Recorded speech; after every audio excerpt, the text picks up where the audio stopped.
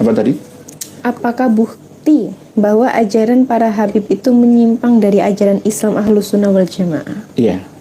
Buktinya banyak sekali. Iya. Banyak sekali. Ngakunya ngeklaim Ahlus Sunnah wal Jamaah, ngakunya pengikut mazhab Imam Syafi'i, tetapi justru malah mengatakan Imam Syafi'i itu harusnya berguru kepada saya. Lah, ini namanya apa itu? Ya mereka sendiri yang mengatakan Imam Hanafi, Imam Maliki, Imam Syafi'i, Imam Hambali itu ya layak berguru kepada saya. Yang mengatakan itu ya Ba'alawi, walaupun tidak semuanya. Tapi nanti ujung-ujungnya ya sama saja. Assalamualaikum Yai. Waalaikumsalam warahmatullahi wabarakatuh. Saya usul Yai Nur untuk membuat buku kumpulan khurafat serta ajaran Ba'alwi yang menyimpang disertai dengan sumber kitabnya untuk menjadi pegangan kewaspadaan kita dan anak-anak cucu kita. Jadi siap. membuat buku kumpulan khurafat gitu ya. Oke, insya Allah siap. Nanti. Assalamualaikum warahmatullahi wabarakatuh. Saudaraku, alhamdulillah kita masih diberikan umur panjang sehingga kita dapat bertemu lagi di channel Umat Cerdas Official ini. Dan tanpa berpanjang lebar, mari kita simak videonya. Buka. Baiklah, bismillahirrahmanirrahim. Assalamualaikum warahmatullahi wabarakatuh. Waalaikumsalam warahmatullahi wabarakatuh. Baiklah para jemaah sekalian, izinkan saya untuk memperkenalkan diri terlebih dahulu. Nama saya Azalia Malika Putri, selaku mahasiswi Universitas Islam Negeri Sunan Ampel, Surabaya. Dan di sini saya tidak sendirian. Saya bersama dengan Bapak Kiai Kanjeng Tumenggung Nur Ihya Hadinegoro.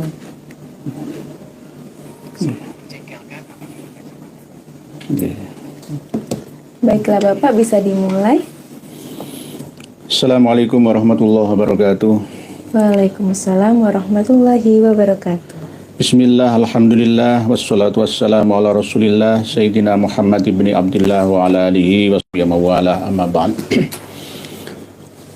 Para pemirsa dan pendengar semua dimanapun berada, istimewa malam hari ini kami kedatangan tamu seorang putri mahasiswi UIN Sunan Ampel, Surabaya, yang tertarik dengan kajian-kajian kita. Selama ini teman-teman sampean ya, sudah banyak yang mendengar. Iya, sudah banyak sekali informasi tentang nasab para Habib Ba'alawi yang ada di Indonesia dan bahkan dunia. Iya, betul. Alhamdulillah. Mohon maaf para pemirsa dan pendengar semua karena ruang studio mini yang sangat mini ini, maka tempat duduknya ya begini jangkauannya, tapi insya Allah kami terbiasa di kampus, jadi tidak sampai seperti di pesantren. Kita profesional ketika menyampaikan mata kuliah, bahkan di kajian-kajian manapun kita selalu menjaga jarak. Tapi malam hari ini karena terbentur dengan keadaan ruangan, maka bagaimana lagi kami tetap melayani diskusi pertanyaan dari generasi zilenial, dari milenial ke zilenial seperti malam hari ini. Dan insya Allah apapun yang ditanyakan nanti kami akan menjawab dengan berdasarkan referensi, berdasarkan data yang kami miliki. Mungkin tadi sudah Kak Azalia sampaikan perkenalan panjenengan dari UIN Sunan Ampel Surabaya. Iya, betul. Semester berapa? Baru semester 1. Baru semester 1 ya.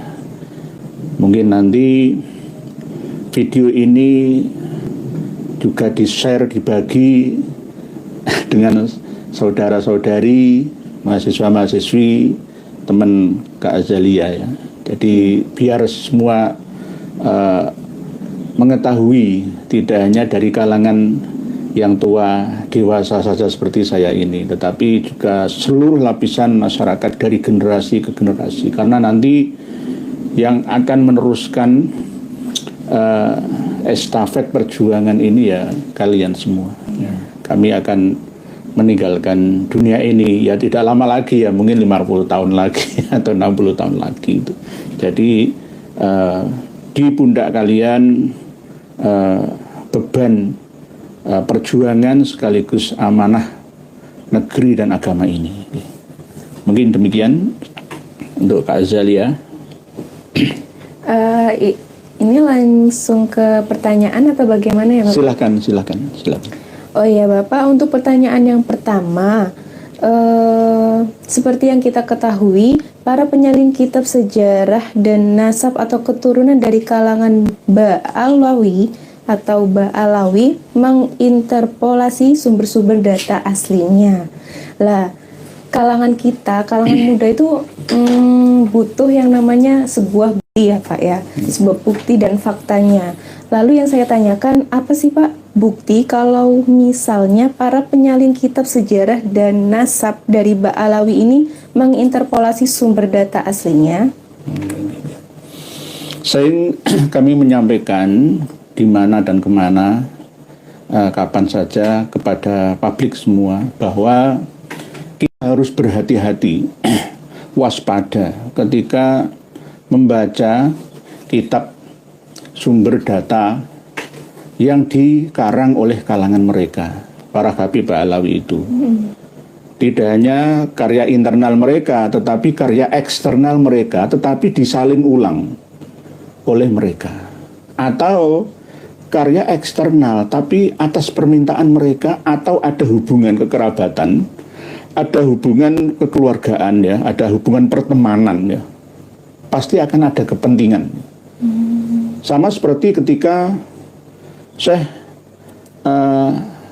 Ramadan Al-Buti, ya, dari Suriah atau Syria, yang meninggal pada waktu berada di masjid dibom, ya, itu karena beliau almarhum ada hubungan dengan Habib Ali Al-Jufri, dengan Habib Umar bin Hafid. Begitu juga Syekh Ali Jum'ah atau Syekh Ali Goma dari Mesir, itu juga ada hubungan-hubungan dengan Habib. Dulu ada seorang ulama terkenal sekaligus mantan pejuang dari Cianjur yang bernama Kiai Haji Abdullah bin Nuh. Itu diajak bersama, ya, oleh Muhammad Diya Shihab mengarang sebuah kitab yang bernama Al-Imamul Muhajir tahun 1980 Masehi kemarin. Tapi isi-isinya semua memihak kepada Ba'alawi karena berdasarkan apa yang telah dirumuskan oleh Muhammad Diya Shihab yang Ba'alawi itu. Nah, ini buktinya. Begitu juga ketika dikarang sebuah kitab nasab yang disandarkan kepada ulama hebat sekelas Said Murtadha Az-Zabidi. Di belakang kitab tersebut, nama kitabnya itu Ar-Raudul Jali fi Nasabi Bani Alawi. Tetapi di belakangnya ini ada kitab yang bernama lain dan karangan orang lain, tetapi dari kalangan mereka sendiri, yakni Habib Mustafa Al-Aidrus, kawannya sendiri. Lah, Habib Mustafa Al-Aidrus ini, ayahnya Abdurrahman Al-Aidrus itu katanya pernah menjadi gurunya Said Murtadha Az-Zabidi. Lah, klaim-klaim sepihak ini menganggap, ya, bahwa eksternal Ba'alawi itu juga mengisbat nasab Ba'alawi. Sama seperti baru-baru ini kami bagikan kepada saudara-saudari PDF-nya kitab Al-Baha' Tarikh Hadramaut fi Tarikh Hadramaut karya Syekh Abdurrahman bin Ali bin Hisan atau bin Hasan. Itu juga ada interpolasi, ada interpretasi, dan bahkan ada asumsi yang keliru dari sumber asli yang oleh Habib Abdullah Muhammad Al-Habsyi sendiri itu membuat satu tulisan footnote, catatan kaki, nama Muhammad bin Alwi, lalu diaslikan sebagai Muhammad Al-Faqihil Muqaddam. Lalu di situ dituliskan, lihatlah kitab Al-Ghuror, ya, undur Al-Masyra'. Padahal ketika saya teliti di dalam kitab Al-Ghuror sendiri, di dalam kitab Al-Masyra'ur Rawi sendiri, itu gak cocok gitu. Nah inilah yang namanya kebiasaan sejak leluhurnya sampai sekarang. Bagi orang yang tidak memiliki datanya, pasti akan iya saja. Wah, paling nggak akan bisa mengoreksi saya, yang punya kitab itu saya. Akhirnya ini saya akan membuktikan gitu. Tadi Kak Azalia kan minta bukti ya. Nah, ini sekarang saya akan membuktikan. Omong kosong itu sama dengan bohong. Bohong itu sama dengan ya mengandung unsur fitnah. Ya, fitnah itu asadu minal qatl. Nah, kemarin kan sudah saya sampaikan Al-Baha Tarikh Hadramaut. Ini ya. Banyak kiai-kiai yang bertanya ke kami ketika memahami Tarikh Al-Baha ini. Kok ada Al-Mustadraknya ya? Al-Mustadrak itu bukan karya dari Syekh Abdurrahman bin Ali bin Hasan atau bin Hisan, tetapi karya orang lain, orang yang hidup setelahnya. Karena wafatnya tahun 888 Hijriah. Lah, Syekh Abdurrahman bin Ali bin Hisan ini wafatnya tahun 818. Bagi orang yang tidak bisa membedakan ya dan mengetahui ciri-ciri Ba'alawi itu akan wah sama saja. Ini karya dari Abdurrahman bin Ali bin Hasan atau bin Hisan. Ini saya buktikan. Kemarin kan sempat saya sampaikan kepada kawan-kawan bahwa halaman 125 itu ada keterangan tentang wafatnya Muhammad bin Ali Al-Faqihil Muqaddam pada tahun 652. Wa fi sanatis sanataini wa khamsina, dan pada tahun 52 wa sitti mi'atin dan 652. Tuwfiya Al-Faqih Muhammad bin Ali Alawi.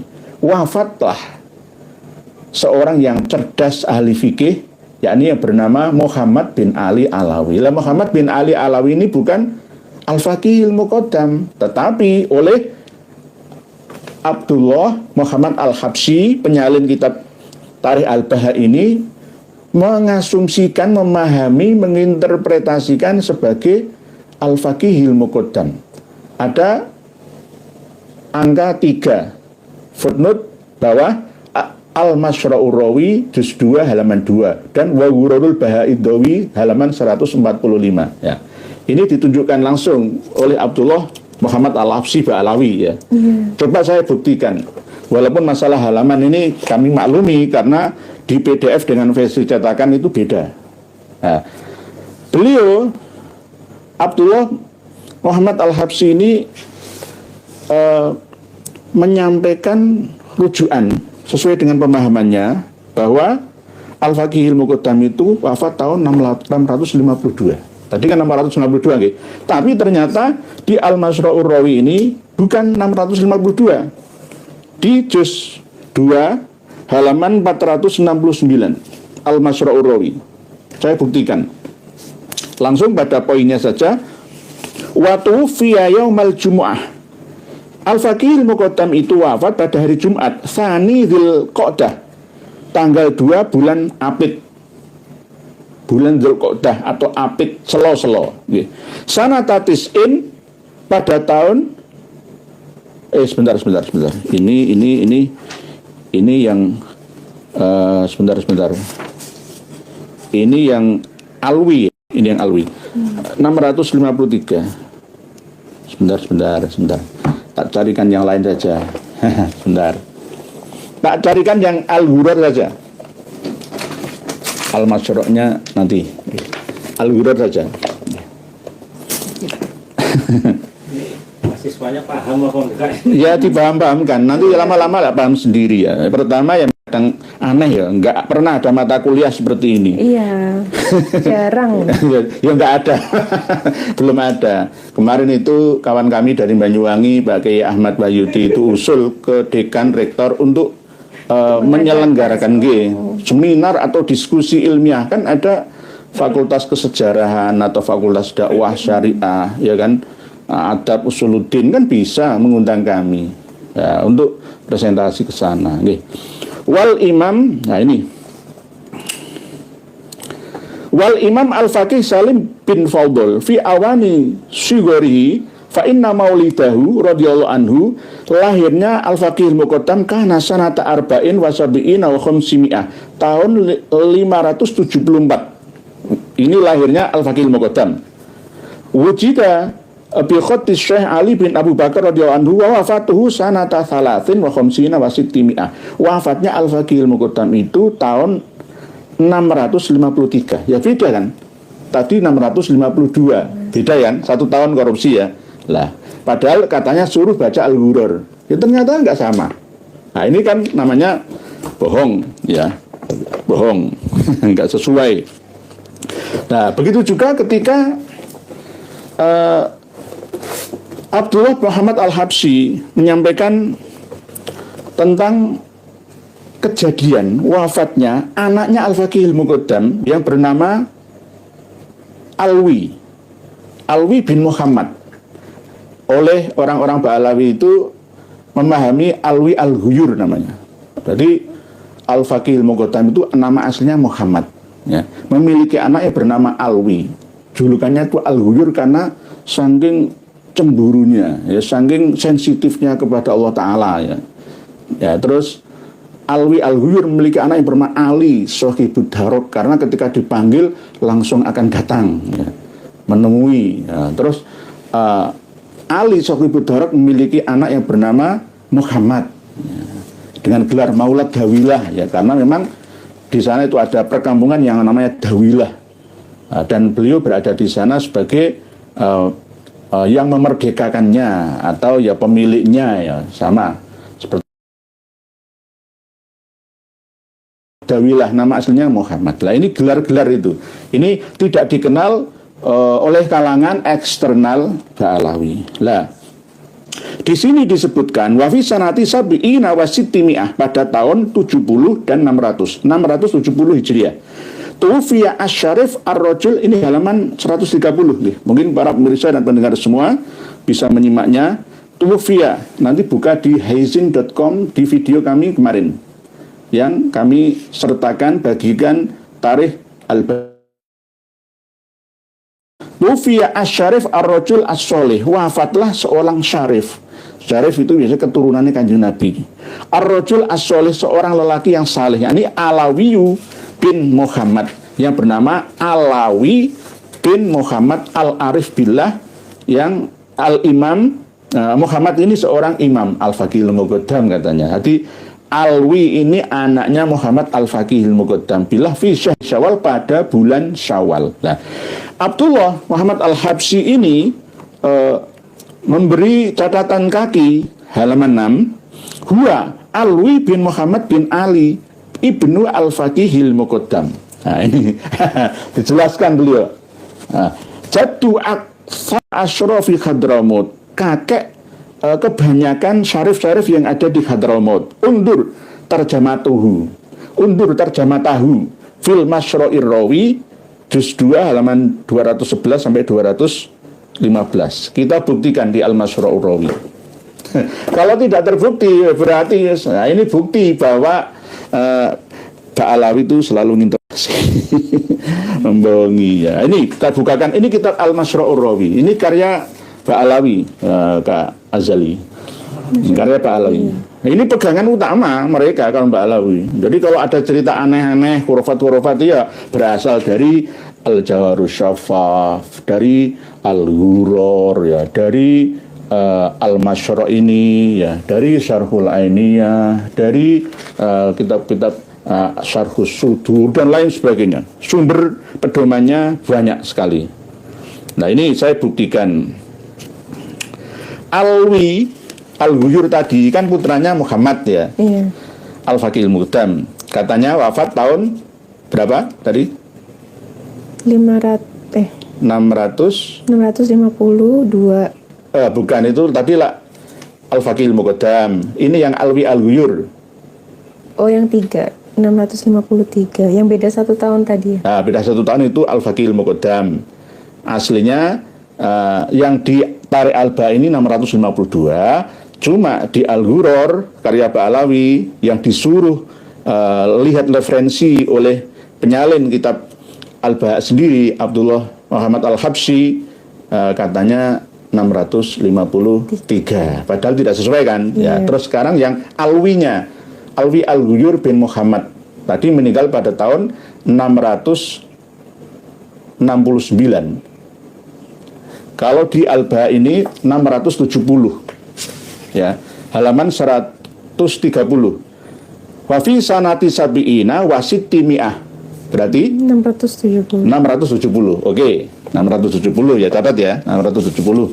Sekarang kita buktikan, katanya disuruh melihat Al-Masra'.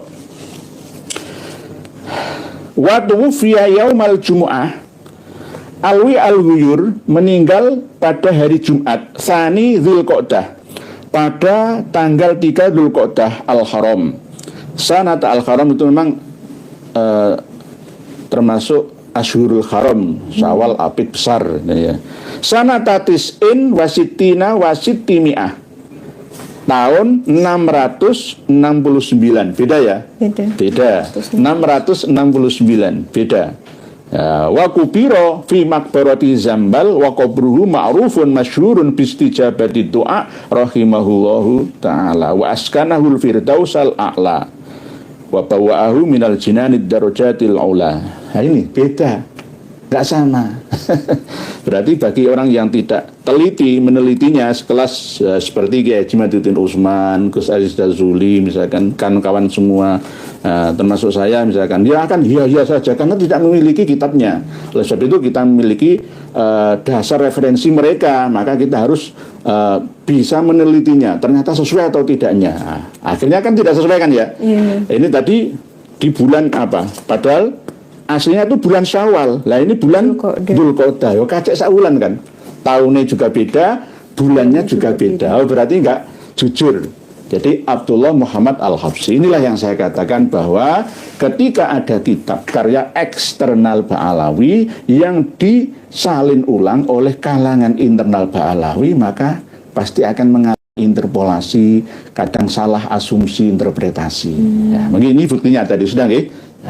Mungkin bisa diteruskan Kak Azali. Oh ya, untuk pertanyaan kedua, makam Imam Ahmad Al-Muhajir itu Bapak, kenapa sih Pak Kiai katakan itu palsu, dan apa sih bukti dari sumber data manuskripsinya? Imam Ahmad Al-Abah An-Nafat itu yang asli. Tidak ada gelar yang namanya Al-Imamul Muhajir, itu nggak ada. Baru ada setelah meninggalnya Imam Ahmad Al-Abah selama 779 tahun oleh kitab Syarhul Ainiyah karya Ahmad bin Zain Al-Habsyi. Sebelumnya itu tidak, hanya sekedar Al-Muhajiru yang berhijrah, katanya seperti itu. Jadi resminya itu selama 779 tahun setelah wafatnya Imam Ahmad. Padahal kalau kita lihat sumber data eksternal, tidak pernah mencatat peristiwa hijrahnya Imam Ahmad dari Basrah ke Madinah, lalu ke Mekah, lalu ke Husaisah. Itu tidak ada. Kami sudah lacak sampai ke kitab Al-Bidayah wa Nihayah karya Ibnu Katsir. Saya lacak juga ke kitab Syiar A'lam An-Nubala karya Az-Zahabi, juga tidak mencatatnya. Alasan para habaib, wah ini kan peristiwa rahasia. Kalau diumumkan nanti akan dibantai oleh Syiah Qaramidhah, kan begitu alasannya. Padahal tidak bisa. Ini hijrah bukan 1-2 orang saja, tetapi 77 orang bersamaan dengan keluarga Bani Al-Ahdal, Bani Kudaimi, katanya seperti itu. Nah, inilah sejarah yang dibuat-buat oleh kalangan mereka supaya mensejarahlah leluhurnya, padahal tidak sesuai dengan kenyataan yang ada. Malah jika kami kaitkan peristiwa hijrahnya keluarga Imam Ahmad Al-Abah dari Basrah. Ini hampir sama seperti peristiwa pendiri dinasti Ismailiyah, Fatimiyah yang ada di Afrikiyah Utara. Ini hampir ada kemiripan itu. Ya, ada kemiripan.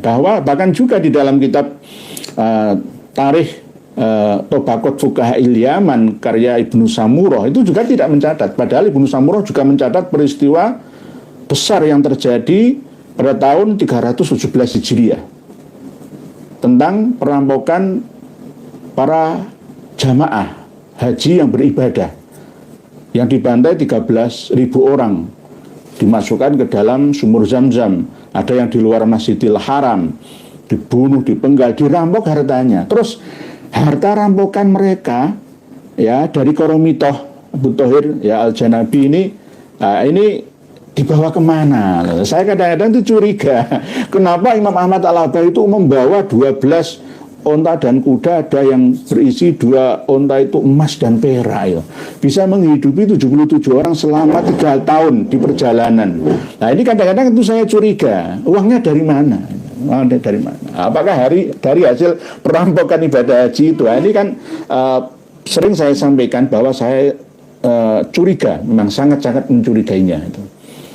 Jadi yang ada sekarang di Syi'ib Bani Mukhaddam yang ada di lereng bukit di daerah Husayyisah itu makam. Itu hanya buatan saja. Oh, berarti nggak ada isinya. Nggak ada isinya. Kalau nggak percaya dibongkar saja. Kenapa saya berani mengatakan seperti itu? Ini kan termasuk bantahan yang sangat-sangat berbahaya ya kan. Ini menyangkut keyakinan mereka kok ya. Ini kan bukti bahwa mereka itu punya leluhur di sana. Lah, saya membuktikan sendiri berdasarkan kitab karya mereka. Kalau itu kitab karya saya, ya mungkin saya akan dicemooh oleh semua. Saya menyimpan manuskrip yang bernama Fathur Rahimir Rahman, karya Habib Umar bin Abdurrahman Shahibul Khamro. Itu dari kalangan mereka sendiri. Dan ini tidak berani dituliskan, disampaikan, disalin ulang oleh mereka, kecuali Habib Abdurrahman bin Ubaidillah As-Saqqaf dalam kitab Idhamul Qutfi Dzikri Buldani Hadramaut. Di situ jelas keterangannya bahwa beliau Imam Ahmad itu katanya hijrah lalu wafat di Husayyisah tahun 345 Hijriah. 345 Hijriah. Katanya Kiai Haji Abdullah Mukhtar Sukabumi 319 Hijriah. Nah, ini kan ngawuriyah namanya. Ngawur itu. Nanti kalau kita seleksi, kita koreksi semua, termasuk Kiai Haji Sukron Makmun, apalagi putranya Dik Faiz Sukron Makmun, itu yang ngawur semua itu. Nggak berdasarkan data, referensi yang ada, ngarang-ngarang sendiri saja, semaunya, seenaknya. Menuduh kita itu sombong, katanya nggak berdasarkan ilmiah. Nah, ini kembali kepada materi ya, bahwa tahun 345 itu wafatnya Imam Ahmad Al-Aba yang katanya Ahmad Al-Muhajir itu, yang berhijrah itu dari Basrah itu ke Husayyisah itu. Nah, ketika 544 tahun setelah meninggalnya, yakni pada tahun 889 Hijriah, wafatnya Habib Umar bin Abdurrahman Shahibul Khamro. Shahibul Khamro. Khamro itu juga wilayah, sama dengan Dawilah, sama dengan Aidit, sama dengan Inat ya, sama dengan Banyuwangi, sama dengan Malang dan sekitarnya itu. Shahibul Khamro, Shahib Solo, Shahib Gresik, Shahib Surabaya, Shahib Tuban, Shahib Pekalongan dan lain-lain. Shahibul Khamro. Jelas mengatakan ada kata kunci walam yu'raf al-ana maudhi'u qabrihi. Ini yang ditakuti oleh semua Habib Alawi di seluruh dunia. Ini walam yu'raf al-ana maudhi'u qabrihi. Sampai sekarang, al-ana itu kan sekarang, ya kan, belum dan tidak diketahui di mana posisi makam itu, kecuali ada keterangan bahwa Habib Abdullah Al-Aidrus bin Abu Bakar As-Sakron bin Abdurrahman As-Saqqaf itu menziarahi tempat itu yang sekarang jadi makam Imam Ahmad Al-Aba itu, yang naik antara 100 meter ya, ke atas bukit gitu ya, miring gitu ya. Nanti bisa dicek, kawan-kawan dari UIN Surabaya bisa mengeceknya. Itu berdasarkan Habib Abdullah Al-Idrus bin Abu Bakar As-Sakron bin Abdurrahman As-Segaf bin Muhammad Maulad Dawilah bin Ali Sohibud Darab bin Alwi Al-Huyur bin Muhammad Al-Faqil Muqaddam. Nah, beliau Habib Abdullah Al-Idrus berkata, saya menemukan ya lokasi makam, tapi tidak jelas posisinya di mana persisnya. Itu berdasarkan kakeknya, yakni Abdurrahman As-Segaf. Nah, pada tahun-tahun itu, abad 9 itulah mulai dibangun pondasi kesejarahan kaum Ba'alawi, Kak Azali dan para pemirsa dan pendengar semua.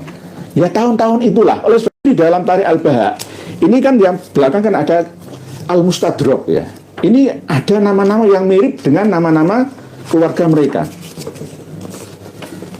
Ya karena memang tahun-tahun itulah mulai dibangun pondasi bangunan kesejarahan nasab mereka. Jadi kunci inti dari kebohongan makam ini adalah walam yu'raf al-ana maudhi'u qabrihi. Tidak diketahui posisi makamnya sampai 544 tahun. 544 tahun itu kan jarak waktu yang sangat lama ya kan. Berapa puluh generasi kalau satu tahun satu abad 100 tahunnya 4 generasi berarti 4 kali 5 20 tambah ya 40 berarti antara 22 generasi sama dengan Mbah Sunan Giri. Nggak diketahui makamnya sampai sekarang ini. Tiba-tiba saya membuat makam sendiri di depan rumah saya, di depan masjid yayasan kita misalkan. Apa bisa diterima secara ilmiah? Nggak bisa ya? Nggak bisa. Terus ini untuk kunci manuskrip pertama. Kitab Fathur Rahim Rahman ini belum pernah ada yang menyalinnya menjadi sebuah kitab, sama seperti Al-Jawharus Syafaf. Lalu kitab yang resmi menukil posisi makamnya Imam Ahmad Al-Aba Al-Muhajir itu adalah kitab Qiladatun Nahar karya Bah Makhromah yang wafat 947 Hijriah. Kalau kita tarik wafatnya Imam Ahmad Al-Muhajir 345 sampai ke 947 berarti 602 tahun baru resmi tercatat bahwa makamnya Imam Ahmad Al-Muhajir itu di Usaisa itu. Nah, 602 tahun berarti pada masa Hayam Wuruk kurang lebih. Lah inilah yang namanya sejarah yang dibuat-buat oleh mereka. Jadi saya berani mengatakan bahwa makam itu bukan makam asli tapi palsu. Palsu. Oke, karena berdasarkan manuskrip. Nanti kita akan bagikan semua manuskripnya. Kiai-kiai sebagian sudah saya bagi manuskrip Fathur Rahim Rahman ini. Supaya kami tidak dinilai wah ini tukang fitnah ini, tukang membawa bencana dan musibah. Jadi kami ini terbuka. Ya, ini berdasarkan kajian ilmiah, kajian data, referensi. Jadi bukan berdasarkan fitnah. Ini untuk bisa diketahui oleh semuanya. Oleh sebab itu nanti untuk kawan-kawan Kak Azali bisa membeli buku karya Kiai Haji Madudin Usman Al-Bantani. Ini yang kemarin itu, ulama Nusantara menggugat nasab palsu Ba'alawi. Mungkin demikian, bisa diteruskan. Oh ya, untuk sekarang masih ada 3 pertanyaan lagi Bapak. Silakan kalau admin mengizinkan sampai 3 jam ya nggak apa-apa. Saya siap. Kalau di kampus ya, ditanggap seminar diskusi tentang nasab Ba'alawi 5 jam 6 jam ya, siap sekali. Baik, untuk pertanyaan selanjutnya, buku-buku ulama Nusantara itu menggugat nasab-nasab palsu. Yang bagaimana sih menurut buku-buku tersebut? Menurut Pak Kiai sendiri, tanggapan antum sebagai Kiai seperti apa? Ya. Buku karya Kiai Haji Madudin Usman Al-Bantani sudah kami teliti ya, dengan sangat hati-hati ya. hasilnya sudah saya sampaikan ke umat ini bahwa 99% sudah sahih. 1% itu berisi kemungkinan tambahan, update terkini. Hanya itu, bukan kekeliruan, kesalahan. Oleh sebab itu patut untuk dimiliki. Dan bahkan informasi yang kami terima baru-baru ini, kami ini dituduh, ujung-ujungnya jual buku. Itu bukan saya. Ya, saya ini sebagai peneliti, ya, sekaligus sebagai pengkaji nasabah alawi yang menyampaikan apa adanya. Kalau toh ada untungnya bukan ke saya, ya ke Shopee, sama mungkin berapa persen ke penerbitnya, berapa persen ke penulisnya, kan begitu royaltinya. Jadi saya tidak memiliki keuntungan apa-apa. Nah, sebagai ganti dari biaya cetaknya, kertasnya, jasa pengirimannya, seperti itu. Kalau kita cek di Shopee itu harganya 200.000 ya, tergantung jauh dekatnya ya. Ya memang cukup mahal. Nanti lama-kelamaan ya, kalau semakin banyak yang pesan ya semakin menurun, malah tambah murah nanti gitu. Nah, dibandingkan dengan nominal segitu ya, sama hasil keilmuan rangkuman sebuah penelitian, kajian itu ya tidak ada bandingannya apa-apa. Alias ya tetap masih berharga bukunya. Jenengan sudah punya? Sudah. Ya, alhamdulillah. Nanti ini bisa dijadikan sebagai pegangan mahasiswa-mahasiswi di UINSA, di UIN Sunan Kalijaga Yogyakarta, UIN Syarif Hidayatullah Ciputat Tangerang sana, UIN ini UIN Maulana Malik Ibrahim Malang, ya semuanya, semua UIN. Sekarang IAIN kan sudah nggak ada, melebur jadi UIN sekarang. Jadi itu. Jadi buku Ulama Nusantara Mukat Ba'alawi itu sudah benar layak untuk dijadikan pegangan, ya. Nanti untuk penjelasannya, penjabarannya secara luas, tetap ikutilah kajian-kajian kita. Jadi seperti itu. Baiklah. Berarti layak untuk dibeli ya Pak ya? Oh, sangat layak. Sangat layak.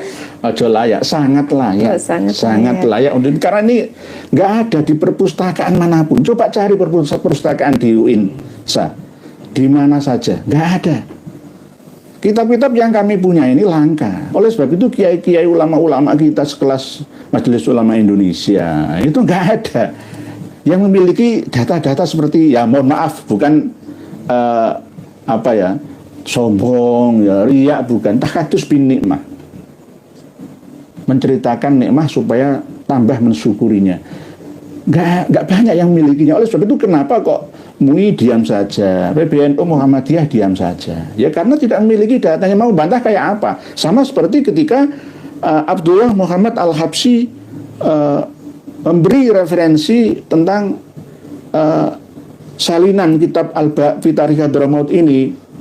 Lihatlah Al-Hurur, lihatlah Al-Masrolah. Kalau nggak punya Al-Hurur, nggak punya Al-Masrolah, mau seperti apa? Nggak punya, buka di mana? Ya, lah kita alhamdulillah di channel kita ini sudah mulai membagikan ya kitab-kitab itu, bisa diakses oleh seluruh umat manusia sedunia, dunia manusia ataupun dunia jin sana, bisa mempelajarinya semua. Kampus-kampus bisa menyeminarkan bersama. Rekomendasi banget berarti ya Pak? Iya, recommended. Sangat recommended. recommended. Baik, yang nomor 3 sudah terjawab. Terus selanjutnya, apakah ada bukti bahwa ajaran para Habib itu menyimpang ajaran Islam Ahlus Sunnah wal Jamaah, Pak? Buktinya sangat banyak. 3 tahun ini kami dan para netizen semua sudah bergerak menyampaikan ini secara acak, ya. Jadi kalau ada public figure ya yang mengatakan bahwa netizen Indonesia ini maha tolol, ya, itu dia sendiri itu sangat tolol. Karena apa? Kekuatan netizen Indonesia ini mengalahkan kekuatan Israel dan Amerika, bahkan Rusia, Perancis, Italia. Jangan sepelekan netizen. Orang bisa terkenal, Pak Prabowo jadi presiden, Pak Jokowi bisa jadi presiden gara-gara netizen. Bisa menguasai media. Netizen Indonesia ini luar biasa hebatnya. Bukan berarti saya ngalem supaya netizen berkiblat ke saya, bukan. Ini karena faktanya seperti itu. Jadi jangan, wah netizen maha tolol. Nah, jangan begitu. Jangan begitu. Yang mengatakan itu terkenal ya gara-gara netizen juga. Ya, jadi ini sangat penting untuk dipahami oleh seluruh public figure yang ada di Indonesia. Arab Spring tahun 2011 yang lalu itu ya gara-gara bocornya data Wikileaks oleh Julian Assange dari Australia. Wah, akhirnya sampai sekarang Arab Spring itu masih belum berhenti, masih terjadi, mampu memporak-porandakan Arab, ya, seluruh dunia Arab pada umumnya. Sampai masih belum usai di Yaman yang porak-poranda, di Suriah atau Syria yang belum jelas nasibnya, yang mengorbankan hampir jutaan umat manusia, umat Islam khususnya. Ini gara-gara apa? Media. Oleh sebab itu netizen Indonesia ini bukan maha tolol, tapi maha selain maha karya, ya, maha suara Tuhan itu ada pada suara rakyat yang ada. Itu wasilahnya, ya, suara rakyat, suara Tuhan. Kan begitu, Ge. Jadi netizen semua bisa menjatuhkan orang hebat sekalipun. Nanti kalau misalkan ini di framing, ya, nggak mungkin pejuang nasab ini bisa menjatuhkan orang hebat loh. Seorang Habib Lutfi bin Yahya bisa jatuh, ya. Dengan adanya netizen yang kuat ini. Jadi ini bukan karena kita, tapi semuanya bergerak. Oleh sebab itu jangan sepelekan. Netizen Indonesia ini memiliki kelebihan. Selain mayoritas penduduknya itu Muslim, ya, mereka juga ganas-ganas. Kalau ngomong tuh pedas-pedas, nulisnya itu ya dianggap nggak waras, ya, tapi sangat waras itu. Jadi jangan sepelekan netizen Indonesia. Bukan maha tolol, tapi maha karya, memiliki karya yang nyata untuk menentukan mana yang hak dan mana yang batil. Apa dikira netizen, kawan-kawan media sosial itu semua nggak ngerti? Oh, mereka jenengan semua itu lebih alim, lebih mungkin daripada saya, daripada Kak Azali, daripada admin semua itu lebih pinter, lebih mengoreksi kita. Oke. Tadi pertanyaannya apa tadi? Apakah bukti bahwa ajaran para Habib itu menyimpang dari ajaran Islam Ahlus Sunnah wal Jamaah? Iya, buktinya banyak sekali. Iya. Banyak sekali. Ngakunya ngeklaim Ahlus Sunnah wal Jamaah, ngakunya pengikut mazhab Imam Syafi'i, tetapi justru malah mengatakan Imam Syafi'i itu harusnya berguru kepada saya. Lah, ini namanya apa itu? Ya mereka sendiri yang mengatakan Imam Hanafi, Imam Maliki, Imam Syafi'i, Imam Hambali itu ya layak berguru kepada saya.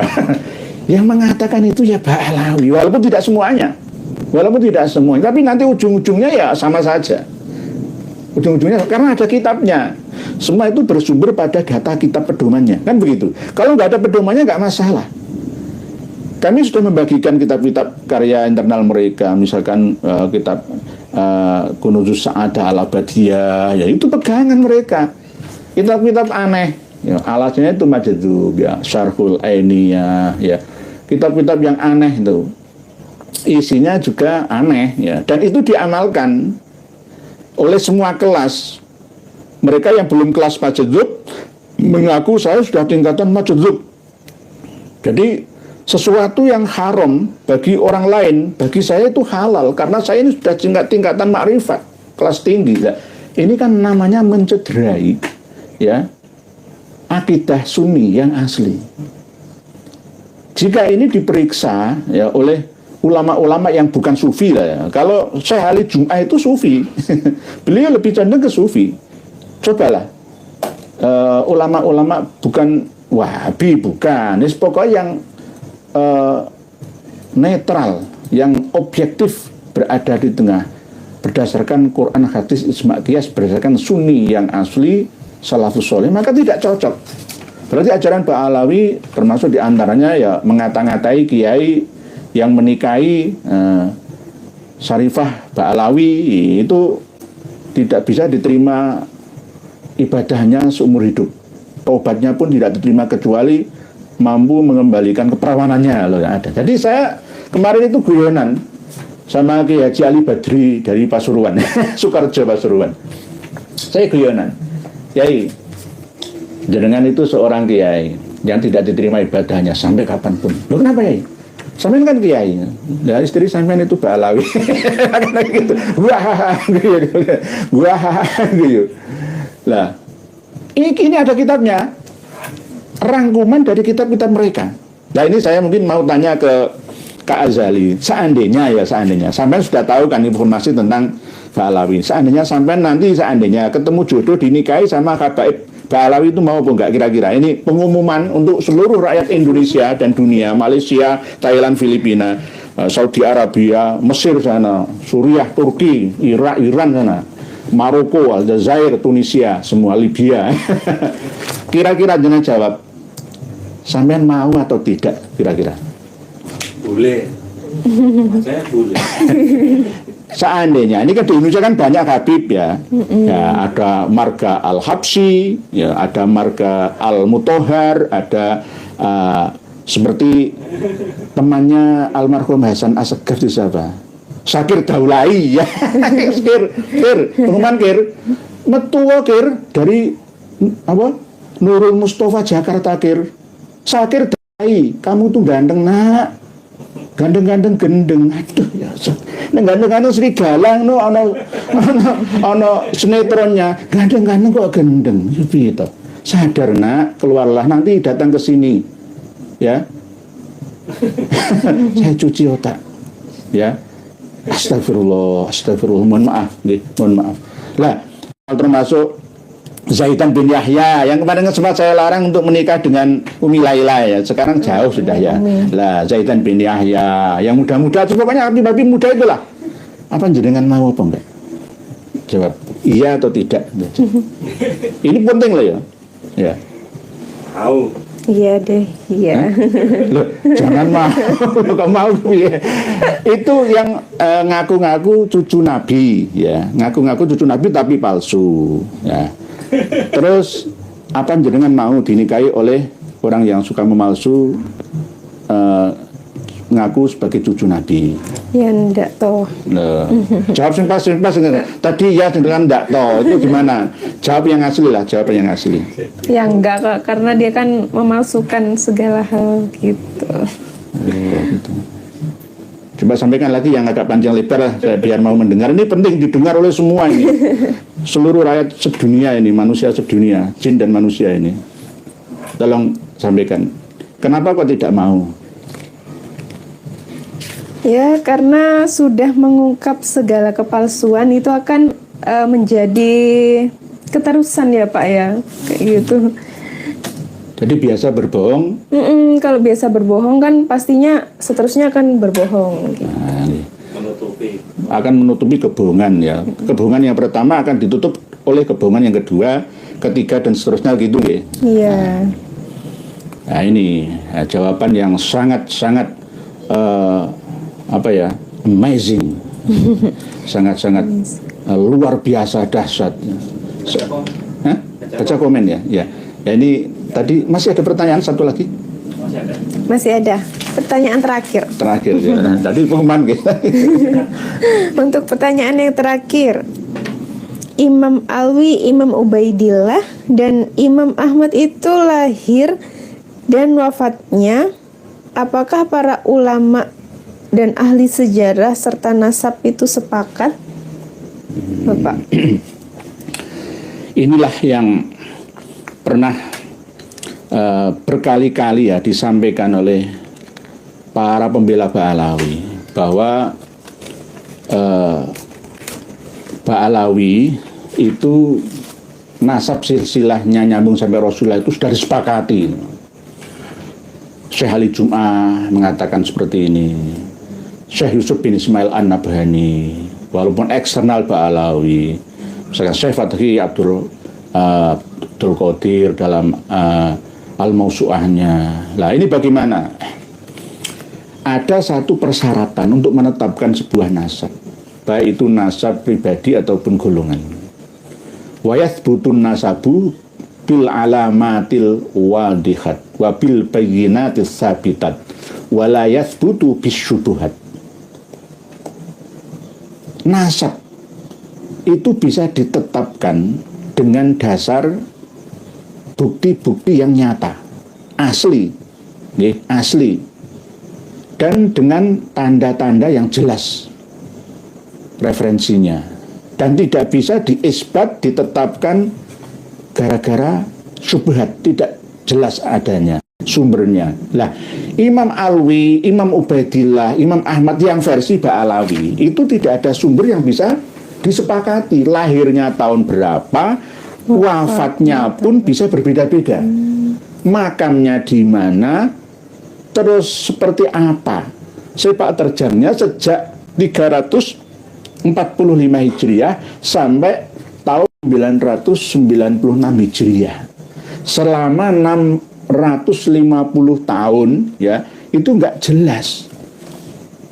Ini jumbuh syubhat tasyabuh ya, gara-gara asumsinya Habib Ali bin Abu Bakar As-Sakron yang ditulis dalam kitab karyanya Al-Burqatul Musyikoh fi dzikri libasil khirqoh al-anikoh. Ini jelas menyalahi aturan karena beliau memahami dengan pemahaman yang salah. Berdasarkan tarikh Al-Janadi As-Suluk fi Tobaqatil Ulama wal Muluk. Ketika kita periksa di Al-Janadi As-Suluknya, ya nggak sesuai ya, sama seperti ini tadi. Silahkan periksa Al-Masra'ur Rawi, silahkan periksa Al-Hurul Baidawi, ya nggak sesuai tadi ya, nggak sesuai.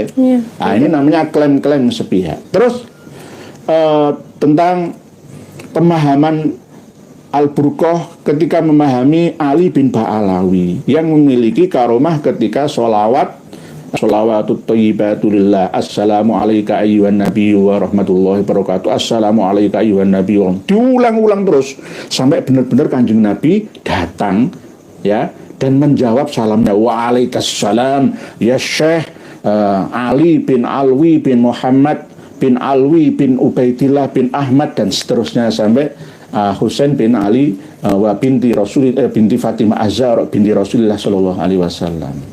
Ternyata bukan itu. Di As-Suluk itu Imam Ali bin Ba'alawi wafatnya 724 Hijriah.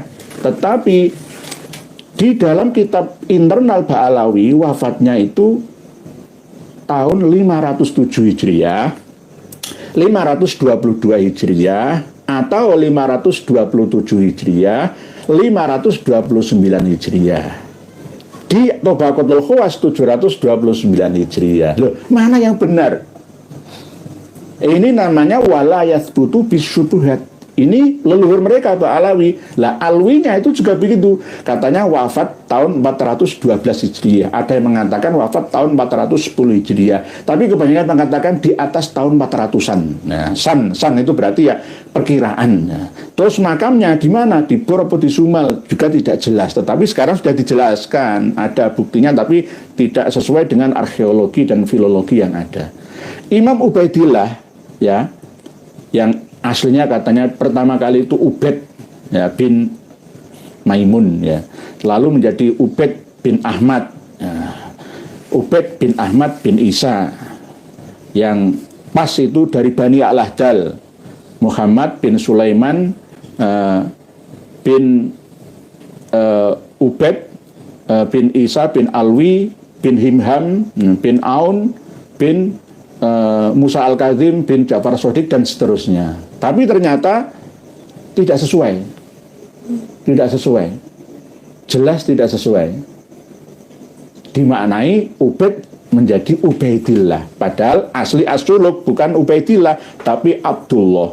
Alasan litawadu'ihi ditasghirkan menjadi Ubaidullah. Dari Abdullah menjadi Ubaidullah. Dari Abdullahnya Jadid, ya, bin Abdullah bin Ahmad bin Isa bin Muhammad bin Ali bin Ja'far Shadiq menjadi Ubaidillah berdasarkan asumsinya Syekh Ali atau Habib Ali bin Abu Bakar As-Sakron. Nah, akhirnya kembali ke Imam Ahmad. Imam Ahmad Al-Abah itu atau Al-Muhajir itu lahirnya tahun 273, 210 Hijriah, 279 Hijriah, 241 Hijriah, 260 Hijriah. 5 versi. Mana yang benar?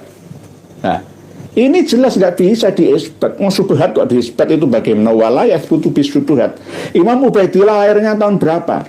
Ada yang mengatakan 320 Hijriah. Loh, hijrahnya dari Basrah ke Husaisah, Madinah, Mekah sampai Husaisah, Hadramaut itu sudah membawa anak yang bernama Basri. Asli namanya Ismail katanya, karena lahir di Basrah menjadi Basri. Masa umur 3 tahun ya sudah memiliki anak? Nah, ini kan jelas ya. Oleh sebab itu ada keterangan dalam kitab yang menerangkan tentang bagaimana cara mengisbat nasab, baik dari Kafi Al-Muntakhab fi ilmin nasab, Rosail fi ilmil ansab, Muqaddimat fi ilmil ansab. Nah, Rosail fi ilmil ansab ini menerangkan bahwa la yathbutun nasabu wa yathbutun nasabu bil alamatil wadihat wa bil bayyinatis sabitat wa la yathbutu bis syubuhat. Jadi syubhat masih jelas. Alwi, Ubaidillah, Ahmad itu semuanya nggak jelas. Jadi tidak bisa diisbat, tidak bisa ditetapkan, diekrorkan. Ya, mungkin begitu sementara jawabannya. Insya Allah nanti kita lanjut kembali pada acara diskusi. Monggo dibacakan komentar dari para netizen semua. Jangan sepelekan, netizen itu suara Tuhan ya.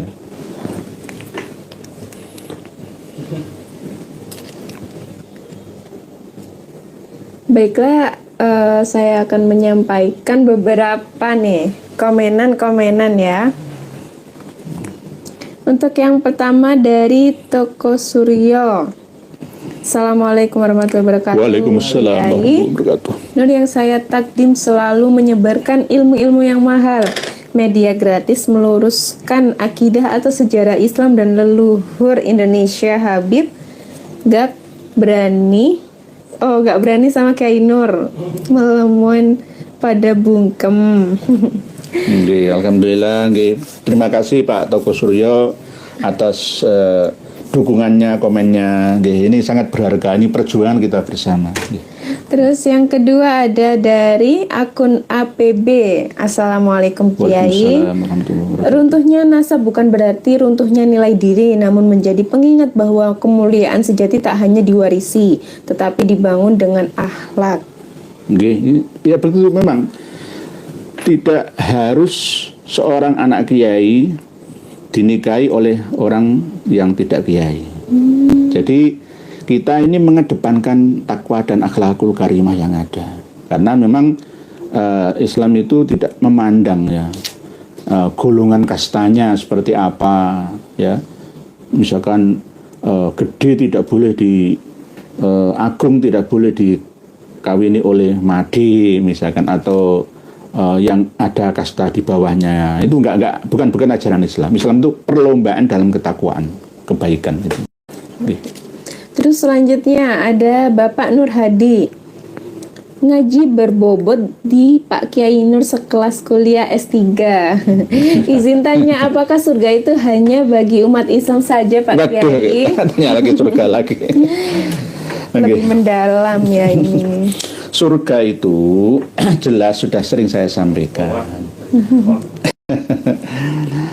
Islam itu tidak pernah mengenal konsep surga dan neraka. Pak Nur Hadi, surga dan neraka itu bukan bahasa Arab, itu bahasa Jawi kuno, Kawi dan Sangkrit. Bahasa Sanskerta India itu berasal dari bahasa Kawi kuno, Jawa kuno. Karena yang membesarkan negara India menjadi guru ras Dravida itu dari ras Arya, berasal dari Nusantara ini.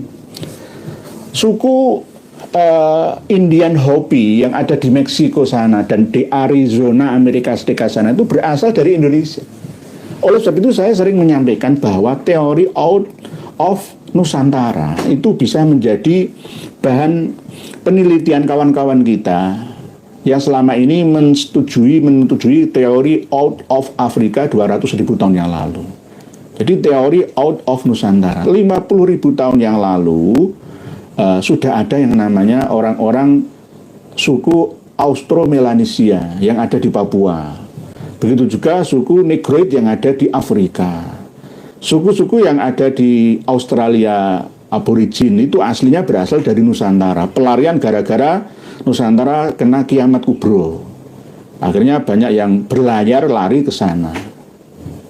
Bersandar di benua Australia. Nah, agama-agama Samawi yang berdasarkan kitab Taurat, Zabur, Injil, Al-Quran itu mengenal nama-nama surga yang berbeda-beda kalimatnya.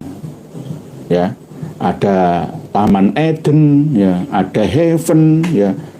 Dan menurut Al-Quran hadis itu Jannah namanya. Jannah itu artinya taman, kebun, hutan, ya. Taman itu adalah lambang dari keindahan, kebahagiaan, kenyamanan, ketenangan, kedamaian, kesejahteraan. Oleh sebab itu, ketika kita mau memahami konsep surga dan neraka itu, kembalikan dulu ke akar katanya. Nanti enak itu loh. Oleh sebab itu, surga itu bisa milik semua umat manusia. Lah, apakah yang masuk surga itu hanya umat Islam saja? Ya tidak. Allah Maha berkuasa kok. Innal ladzina amanu wal ladzina hadu wan nasara was-sabiina man amana billahi wal yaumil akhir wa amila sholihan falahum ajruhum inda rabbihim wala khaufun alaihim walahum yahzanun. Itu berlaku untuk seluruh umat manusia yang ada. Saya ditentang habis-habisan oleh ulama-ulama ahli Torekoh. Berarti Kiai Nur liberal. Tidak, ini berdasarkan Al-Quran kok.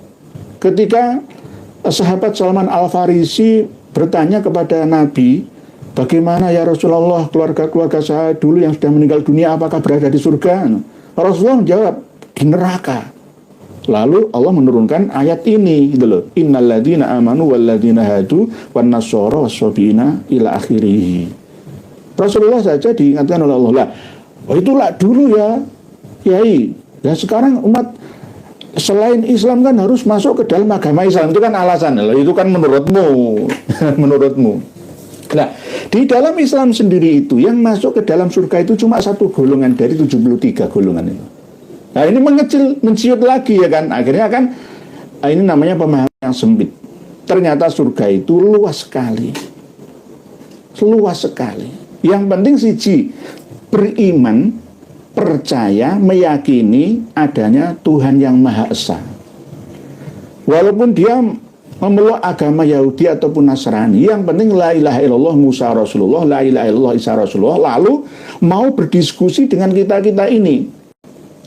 Suatu saat agama-agama sedunia ini akan bertemu dalam rangka perdamaian untuk penyelarasan. Ternyata mana agama yang lebih ilmiah, nanti akan ketemu kok nanti. Lah, Islam ini sangat tolerannya, tidak ada di dalam kitab-kitab agama yang lain.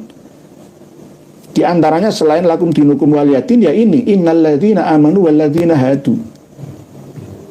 Yahudi tapi tidak memerangi umat Islam. Kalau Yahudi Askenazi yang memerangi umat Islam, oh kok Yahudi Habib memerangi umat Islam, merusak agama Islam, dia tidak masuk surga. Sama saja. Misalkan Zionis misalkan, walaupun ngakunya beragama Yahudi tapi musuhi mateni wong Palestina, ya nggak masuk surga itu.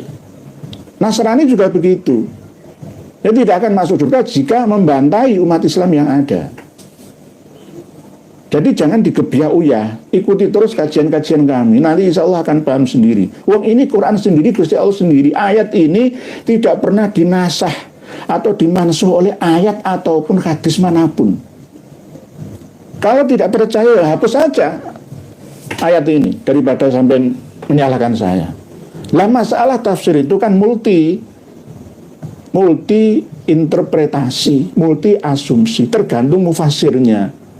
Lah, Al-Quran innal ladzina amanu wal ladzina hadu ini jelas orang-orang yang beriman, orang-orang yang memeluk agama Yahudi, Nasrani, Sobi'i, barang siapa dia percaya kepada Allah Ta'ala dan akan adanya kehidupan setelah kematian, dan dia berbuat kebaikan. Berbuat kebaikan itu tidak memusuhi umat Islam. Misalkan Nasrani tapi memusuhi umat Islam, misalkan, ya, dia tidak masuk surga.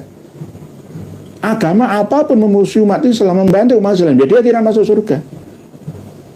Wa amilah sholihan, ini loh kunci termasuk diantaranya. Karena apa? Nanti kalau nggak begitu, di antara umat Islam ini sendiri, dari 73 golongan yang ada, Ahlus Sunnah wal Jamaah kan yang paling masuk surga sendiri. Syiah neraka, Khawarij, Mu'tazilah neraka semua, Murji'ah, Qadariyah, Jabariyah neraka semua. Ya, apa bedanya dengan ini? Ya kan? Tidak hanya itu, LDI itu sampeyan semua, Kak Azali, saya, para pemirsa semua itu masuk neraka semua kok. Karena apa? Yang memiliki surga itu cuma LDI saja. Lembaga dakwah Islam Indonesia itu pemilik surga. Oleh sebab itu, surga itu kembalikan ke akar kata atau lugawi lugotannya dulu, baru tarik ke istilahan.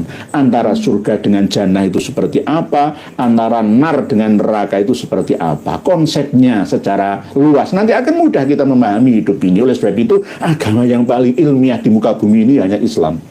Mohon maaf, nanti ketemunya itu di situ gitu. Karena tidak ada yang ditutup-tutupi. Nah, misalkan Nasrani, misalkan, mohon maaf ini nggak ikut-ikutan ngurusi agama orang lain ya, memiliki keyakinan konsep Trinitas misalkan, Yesus Tuhan, nggak ada, nggak bisa diterima itu, nggak bisa diterima itu. Mungkin demikian dari Pak Nuradi. Terus untuk selanjutnya ada dari Roni Effendi. Assalamualaikum Yai. Waalaikumsalam warahmatullahi wabarakatuh. Saya usul Yai Nur untuk membuat kumpulan khurafat serta ajaran Ba'alwi yang menyimpang disertai dengan sumber kitabnya untuk menjadi pegangan kewaspadaan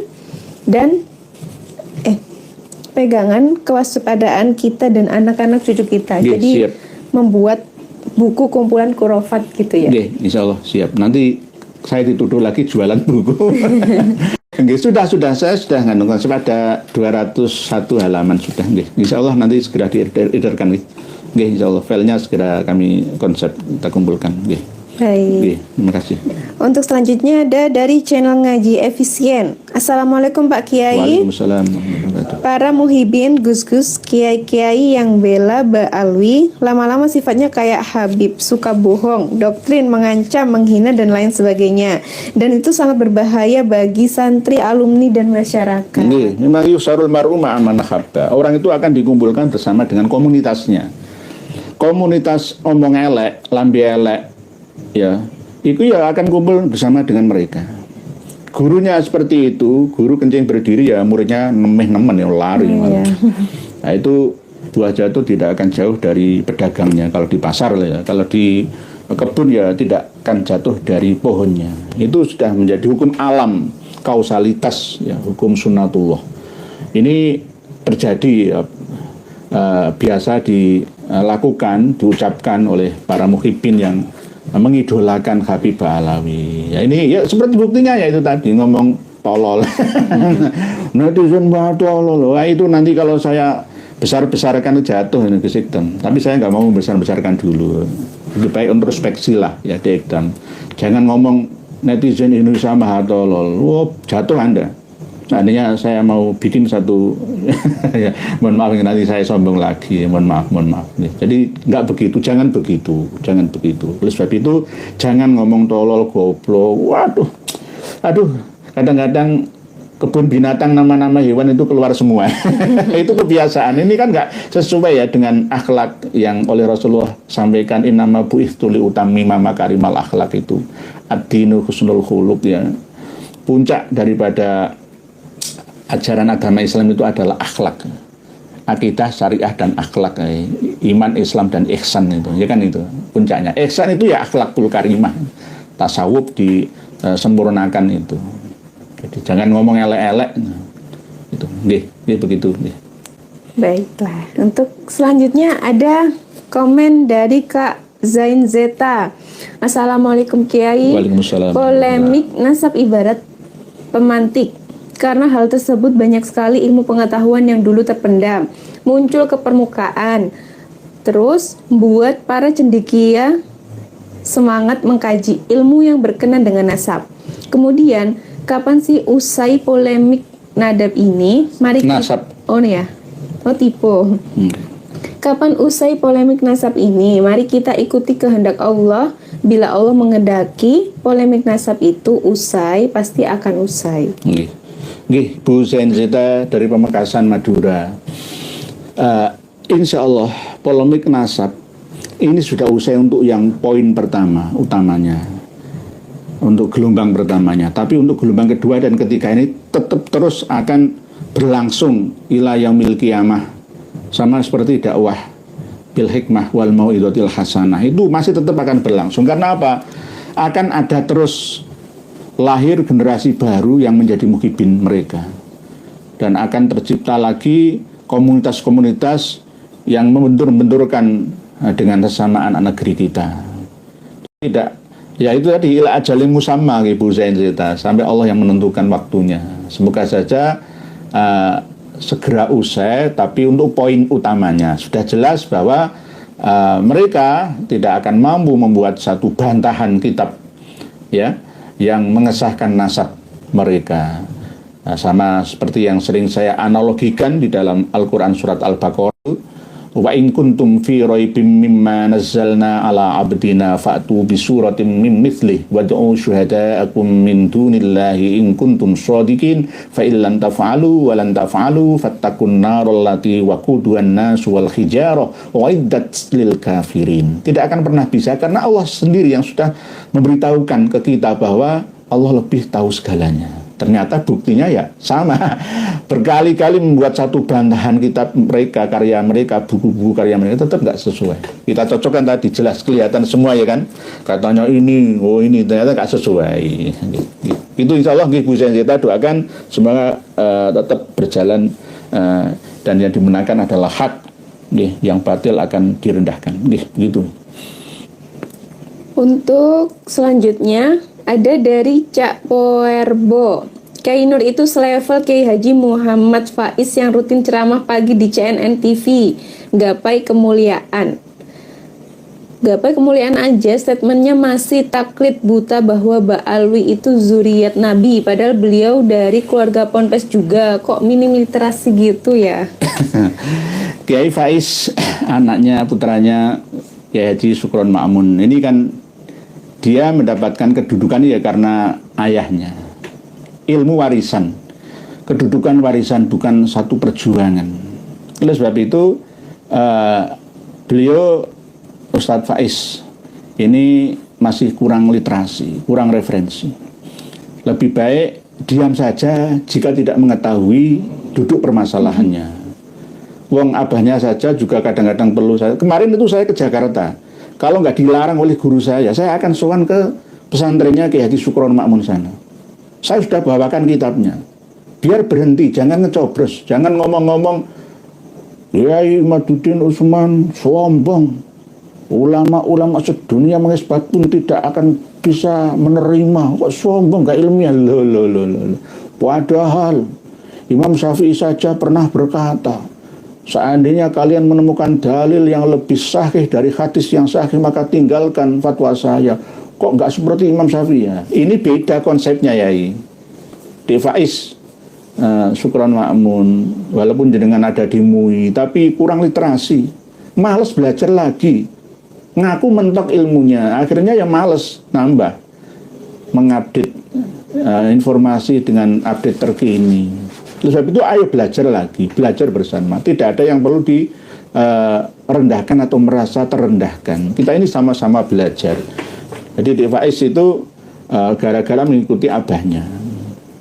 Jadi ayo kita diskusi bersama.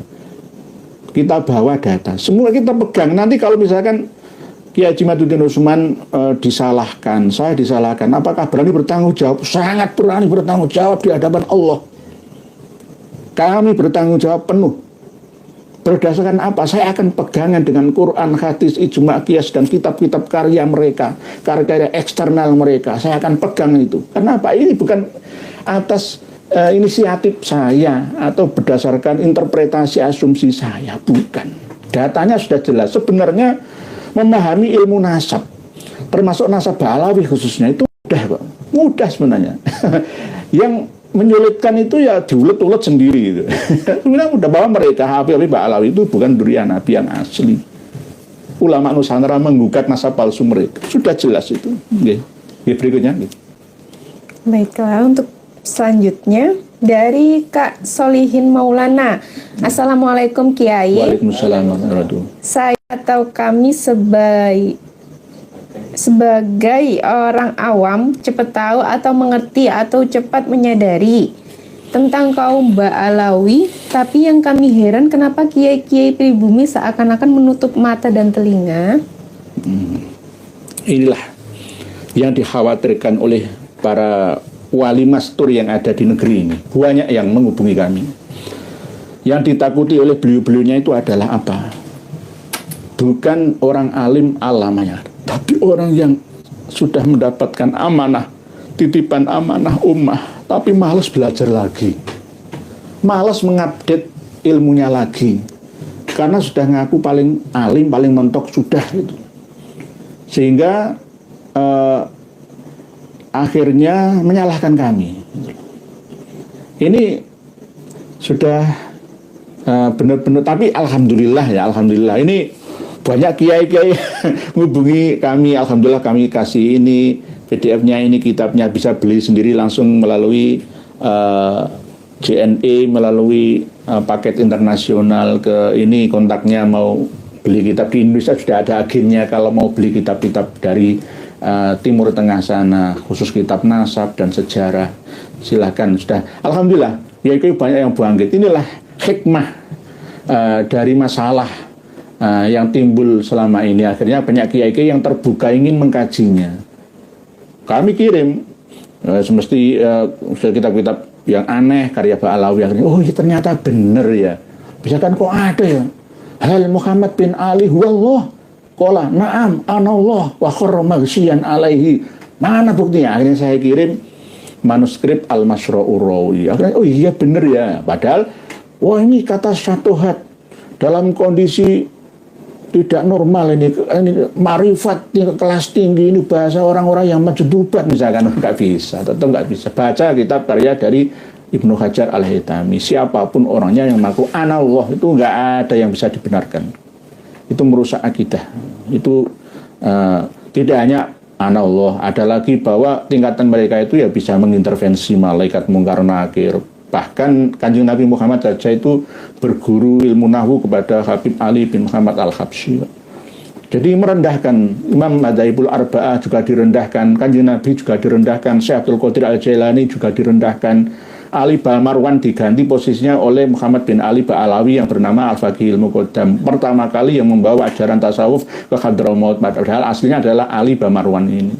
Tapi di penggedenya itu dari kalangan Ba'alawi, Muhammad Al-Faqihil Muqaddam. Nah inilah yang namanya informasi tambahan yang harus dimiliki oleh para kiai yang ada. Tapi alhamdulillah kok, alhamdulillah kiai-kiai kita sudah banyak. Kecuali kiai-kiai yang sudah merasa aman dan nyaman menduduki tahta pemerintahan atau tahta struktural organisasi keagamaan. Itu mereka banyak yang malas belajar lagi, malas. Padahal sekarang di WhatsApp sekarang kan ada AI ya, Artificial Intelligence ya. Ayo, AI ya, bahasa Inggris. AI tulisannya kan AI.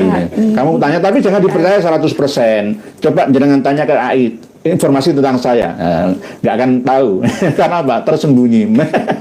Kita tidak ingin di orang terkenal, tapi kalau dikenal ya alhamdulillah. Nggak ingin nanti suatu saat kalau sudah berhenti masalah ini sampai akan uzlah lagi. Demikian, ada lagi pertanyaannya? Selanjutnya ada komenan yang sangat mendukung sekali dari Kak Cantika Hana. Siap, lanjutkan Pak Kiai, jangan kasih kendor, biar Ba'alawi rungkat serungkat-rungkatnya. Siap, insya Allah. Bu Cantika Hana, salam takdim kami untuk panjenengan sekeluarga. Siap, matur suwun, terima kasih. Selanjutnya ada dari Bapak Winarionto Anto. Assalamualaikum Kiai. Waalaikumsalam. Alhamdulillah mahasiswanya mau bertanya tentang nasab. Mudah-mudahan nggak seperti dosen yang justru ikut andil dalam pemalsuan naskah. Dosen semua, dosen itu ngomongannya status gajinya mesasen. Ya kadang-kadang di era sekarang ini ya, di China itu orang menguasai ilmu pengetahuan plus mengaplikasikan itu sederhana. Tidak perlu seorang profesor, tidak perlu seorang doktor atau lulusan S2, S1, tidak harus sarjana. Tapi dia berkreatif nyata di dunianya. Tapi kalau di Indonesia ini terlalu ribet. Ya mohon maaf, walaupun saya itu ya setiap harinya di lingkungan akademisi ya. Jadi tapi tetap di era sekarang ini orang itu harus kreatif gitu loh. Walaupun tidak kuliah misalkan, tetapi kalau dia kreatif ya bisa melebihi lulusan kuliah. Karena apa? Sebenarnya hidup ini tidak jaminan. Tidak ada jaminan dokter rumah sakit itu menjamin pasti pasiennya itu tidak mati. Nggak ada jaminan itu. Begitu juga setiap kampus yang meluluskan sarjananya setiap tahun S1, S2, S3-nya belum tentu bisa menjamin bahwa mereka tidak akan nganggur. Begitu juga kita sebagai orang tua tidak bisa menjamin bahwa anak kita itu akan menjadi anak yang soleh dan solihah. Tidak ada yang bisa menjadi jaminan. Kita hanya berusaha. Kita hanya berusaha sekuat tenaga. Oleh sebab itu, untuk kedepannya rantai-rantai keilmuan ini suatu saat harus bisa disederhanakan. Sama seperti ketika kita memahami konsep agama itu tadi, memahami surga, neraka, pahala, dosa, dunia, akhirat, ya, manfaat, maslahat, mafsadat. Kita pahami nanti enak. Oh, ternyata agama itu tidak serut yang kita bayangkan. Tidak perlu kita misalkan mondok 20 tahun untuk jadi orang alim alam. Tidak perlu. Sebenarnya ada kemampuan. Ini yang harus disederhanakan supaya manusia Indonesia ini bersumber daya tinggi, ya, mampu bersaing dengan negeri lainnya. Termasuk ya generasi zilenial ya, Kak Azal ini kan generasi zilenial sekarang ini harus mengasah kemampuan sedemikian rupa untuk masa depan, ya kan? Tetap harus diprogram mulai sekarang. Tidak hanya untuk sampean tapi juga teman-teman yang lain, ayo ajak bersama. Jangan hanya sekedar retorika, teori saja, tapi harus mengamalkan ilmu yang Anda dapatkan dari dosen Anda. Kembangkan gitu loh, kembangkan di lapangan, di dunia nyata. Jangan hanya sekedar teori di kampus saja. Gitu. Selanjutnya ada yang bertanya nih. Imam Mahdi versi Buya Ar-Razi Hashim katanya belum muncul. Mohon penjelasannya Pak Kiai. Buya Ar-Razi Hashim itu juga harus banyak belajar lagi. Tidak hanya Buya Ar-Razi Hashim, termasuk Ustadz akhir zaman ya, Kang Mas Zulkifli M. Ali misalkan, ada Ustadz Rahmat Baikuni ya. Ustadz yang rata-rata dari lulusan Timur Tengah itu ya belum bisa menjadi jaminan. Jadi walaupun ya kampusnya misalkan sekarang kan mahasiswa kita di Al-Azhar Kairo Mesir sana tuh cukup banyak. Terus mampukah mereka setelah lulus dari Timur Tengah sana membangun bangsa ini? Tapi ternyata tidak. Indonesia ini masih korupsi kelas tinggi, padahal mayoritas penduduknya Muslim. Kok ini bisa terjadi? Nah ya, padahal lulusan Timur Tengah juga tidak kalah hebatnya ilmunya. Nah ini bagaimana? Kok nggak mampu membangun negeri ini? Yang kita butuhkan itu seorang negarawan. Negarawan lalu ilmuwan. Negarawan yang ilmuwan, bukan ilmuwan saja. Ilmuwan yang negarawan nggak apa-apa. Tapi negarawan yang ilmuwan, dia memikir dengan konsep ke depan. Bagaimana anak cucu saya? Bagaimana generasi muda kita dalam kita membangun bangsa ini? Kita ini sudah dijajah lahir dan batin. Misalkan pinjaman online itu ya, di antaranya termasuk paket-paket itu ya, itu juga berbahaya, menindas bangsanya sendiri. Kurir kan hanya bekerja kan ya, dia pesuruh, tapi dia tidak membela konsumen. Dia ingin mendapatkan penghasilan, tapi konsumennya itu ditindas. Ini sama dengan kiblat ke penjajah. Lah, ini yang harus kita antisipasi. Kenapa setiap tahun ratusan ribu jamaah haji dan umroh yang ada itu orang-orang kaya semua di negeri ini. Lulusan luar negeri, dalam negeri kita itu ratusan ribu sampai jutaan setiap tahunnya. Bangun sebuah negara yang besar bersumber daya alam yang melimpah ruah ini kok nggak bisa itu loh. Nah ini kan PR kita bersama. Masa nggak bisa, wong bukan lautan hanya kolam susu, kail dan jala cukup menghidupimu, tiada badai, tiada topan menghantui, udang dan ikan menghampiri dirimu. Kita ini sudah berada di surga. Orang bilang tanah kita tanah surga. Kail, tongkat dan kayu jadi tanaman. Yo. Jelas kan? Tapi kenapa masih banyak yang masuk dalam dunia sengsara neraka dunia seperti di Indonesia? Banyak orang kendat, banyak orang bunuh diri, banyak orang yang frustasi, depresi, ya, dan lain-lain. Ini karena apa? Wong kita ini berada di surga secara umum. Ya ini gara-gara pengelolaan negara yang berisi orang-orangnya ini yang tidak negarawan. Dia hanya menguntungkan keluarganya sendiri. Wah, sebenarnya aku juga seorang ngurus liane. Rata-rata seperti itu. Sehingga hutang kita numpuk kayak gini. Tol dijual, pelabuhan dijual, semua dijual. Terus bagaimana nasib kalian? Kak Azali dan kawan-kawan nantinya. Ini yang harus dipikirkan. Ini negarawan namanya. Saya pikirkan anak bangsa. Nah, harusnya begitu. Jadi ini untuk cambuk kita bersama yang sudah terbiasa setiap hari berada di dunia akademik. Akademisi, kampus-kampus kita harus bergerak. Nih, jangan kalah saing dengan orang-orang Cina sana. Ada lagi tambahnya? Untuk komentar dari Mas Anom, Kiai lagi rame pembahasan lama dibuka lagi, yaitu Allah bersemayam di atas arsy. Padahal ini kan sudah lama sekali terjadi ikhtilaf. Mohon tanggapannya Yai, terima kasih. Memahami Ar-Rahmanu alal arsis tawa itu sebenarnya itu mudah. Tapi kenapa sekarang dibulet itu loh? Jadi bulet itu loh. Ya karena penyampaiannya nggak praktis, gitu loh. Ar-Rahmanu alal arsis tawa. Masalah istiwa itu nggak perlu dibahas terlalu dalam. Karena apa? Itu mudah. Mudahnya bagaimana?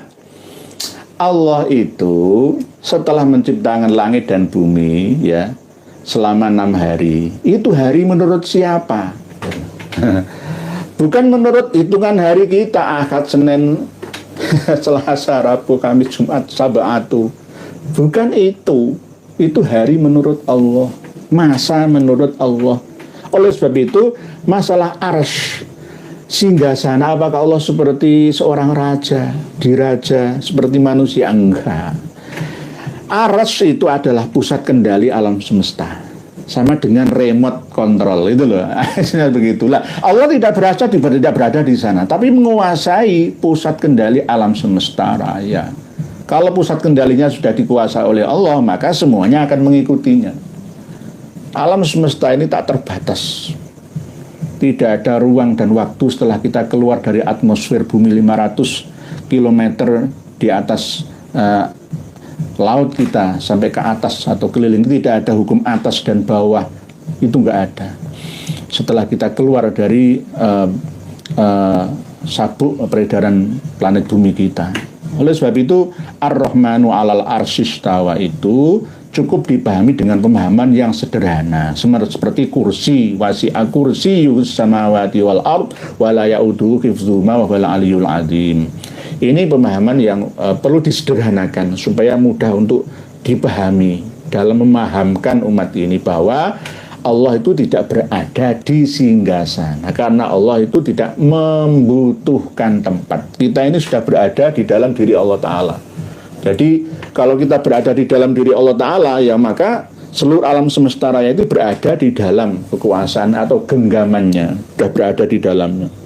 Sampai di luar tata surya kita, galaksi kita, semua itu sudah dalam genggaman Allah Ta'ala melalui hukum alam. Melalui remote itulah hukum alam sunnatullah. Sehingga ketika ada peristiwa kecelakaan tadi jam 5 di tol Pandaan Lawang ya, rombongan SMP dari Bogor ya, yang meninggal dunia 4, yang lainnya masih banyak yang ada di rumah sakit.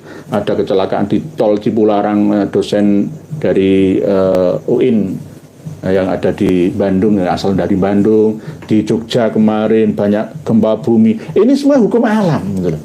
Seleksi alam, hukum alam. Inilah yang oleh Allah di remote melalui kendali utama, yakni Arsyur Rahman itu tadi. Jadi jangan dibayangkan seperti singgasana kursi yang seperti emas duduk seperti manusia. Itu kan bayangan kita.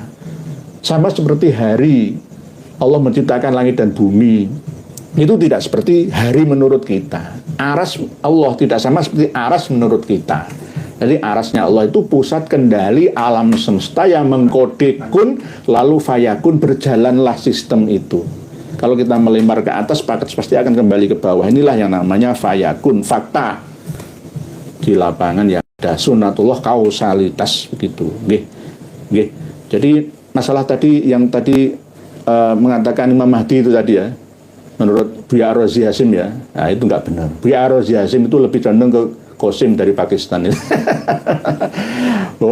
Mirza Ghulam Ahmad itu juga mengaku Imam Mahdi. Nah, Ibnu Tumat ya dari Maroko itu juga Imam Mahdi, dari Sunni ya. Termasuk gara-gara Ka'bah rusak ya dari orang yang mengaku Al-Mahdi juga. Ubaidillah Al-Mahdi dinasti Fatimiyah itu juga Al-Mahdi. Semua mengaku Imam Mahdi. Tahun 1979 Juhaiman itu dari Wahabi yang radikal itu juga mengaku ada seorang yang bernama Muhammad bin Abdullah Al-Qahtani, yaitu sama. Semua itu mengaku Imam Mahdi karena tidak tahu konsep asli dari Imam Mahdi sendiri. Oke. Mungkin demikian. Oke. Untuk pertanyaan yang terakhir dari Kapal Syiar, menurut Kiai Ihya, bagaimana sih tanggapan LBY setelah Jatman diselamatkan oleh PBNU? Apakah Jatman versi LBY masih eksis karena sudah memiliki Kumham sendiri? Terima kasih. Ini Kemenkumham, begitu juga notaris Surabaya yang mengesahkan atas usulan dari notaris yang ada di jaraknya dari tempat saya itu cuma 5 atau 4 km lah itu. Biyung ya. Itu memang di catatan Kemenkumham itu kan tidak terdaftar nama Jatman. Ya karena memang secara resmi Jatman itu otonom di bawah NU. Tapi mencoba mau dirampas sendiri dimiliki oleh LBY. Ya, ini kan termasuk bagian daripada keserakahan. Nah, menurut saya nanti muktamar yang akan diselenggarakan di Pekalongan oleh LBY dan kawan-kawannya itu ilegal. Ilegal. Itu sama dengan melawan NU. Sudahlah, daripada habis miliaran rupiah untuk mengadakan acara muktamar ilegal tersebut, berikan uangnya ke fakir miskin, duafa, yatim piatu, janda tua, kasih modal ke umat semua, daripada buat hura-hura yang tidak ada gunanya. Kemarin sudah terpilih Romo Kiai Haji Khalwani, dulu yang mendirikan Jatmi kan abahnya. Berikut juga mudirnya adalah Kiai Haji Profesor Ali Maskur Musa, adiknya Kiai Ali Mashan Musa. Kiai Ali Mashan Musa itu guru besar UIN. Rumahnya punya rumah di belakangnya UIN, Wonocolo. Nggih. Kiai Haji Ali Mashan Musa itu memiliki adik yang bernama Ali Maskur Musa. Ali Maskur Musa ini kelahiran Tulungagung. Salam untuk warga Tulungagung. Nggih. Kabupaten Krowo. Tulungagung asli kelahirannya, dari Romo Kiai Haji Musa Asy'ari ya, Musa Asy'ari. Jadi beliau termasuk alhamdulillah Romo Kiai Haji Musa Asy'ari ini bisa mencetak generasi yang hebat, yang menjadi orang-orang hebat semua. Ya, alhamdulillah nanti di bawah kepemimpinan Romo Kiai Haji Khalwani, Prof Ali Maskur Musa ini insya Allah Jatman ini resmi, bukan Patman, bukan Batman ya. Patman perkumpulan Jamiah Thariqah Al-Mutabarra'ah Nahdliyah ya dirubah-rubah. Sekali lagi kembalilah ke NU yang asli yang menaungi seluruh badan otonom yang ada. Jadi harus mengerti ADART organisasi. Jangan bugot menentang aturan yang ada. Mungkin demikian untuk Pak siapa tadi yang terakhir? Untuk Bapak Siap. Pak Iya, Syiar. Pak Kapal Syiar. Pak Kapal Syiar. Nggih. Terima kasih Pak Kapal Syiar. Nggih. Saya kembalikan kepada Closing. Baiklah, terima kasih Bapak Sama-sama. Yai atas waktunya dan atas Sama-sama. jawabannya. Semoga bermanfaat Amin, untuk amin. kita selaku mahasiswa Amin, bisa amin. agar lebih mempelajari lebih dalam lagi. Siap. Insya Allah beli ya buku Ulama Nusantara menggugat nasab palsu lagi. Siap. Insya Allah closing statementnya demikian pertemuan kita malam hari ini dengan seorang mahasiswi dari UINSA Surabaya yang telah kita dengar bersama bahwa minat mahasiswa-mahasiswi kita ternyata cukup besar. Ya, cuma dosennya, dekannya, rektornya ini yang belum mengasih lampu hijau seluas-luasnya kepada mereka. Insya Allah nanti secara bertahap insya Allah. Oke. Jadi UIN itu namanya banyak yang berasal dari nama-nama sunan ya, termasuk yang paling terkenal di Semarang itu malah justru digabung semuanya. UIN Wali Songo Semarang, enggak UIN Sunan Ampel, UIN Maulana Malik Ibrahim, UIN Sunan Gunung Jati Malik, enggak, tapi langsung UIN Wali Songo Semarang. Harusnya ya mendukung perjuangan kita ini. Mungkin demikian pertemuan kita malam hari ini. Saya kembalikan lagi untuk ditutup oleh Kak Azalia. Silakan. Terima kasih atas waktunya. Semoga bermanfaat untuk Amin. kelanjutannya. Terima kasih. Wassalamualaikum warahmatullahi wabarakatuh. Waalaikumsalam warahmatullahi wabarakatuh. Alhamdulillah sudah kita simak bersama penjelasan KRT Nur Ihya. Semoga dapat barokah dan penjelasan tersebut. Dan bagi kiai-kiai yang belum sadar, semoga cepat sadar. Dan bagi kita yang sudah sadar, bersyukur kepada Allah karena tidak mesti bagi orang yang alim dapat hidayah Allah. Karena sudah kita lihat bersama bahwa kiai-kiai itu adalah orang yang bisa kitab dan faham agama, tapi tidak dapat melihat kedustaan mereka habaib. Cukup sekian dulu, sampai jumpa di video selanjutnya. Akhir kata, wassalamualaikum warahmatullahi wabarakatuh.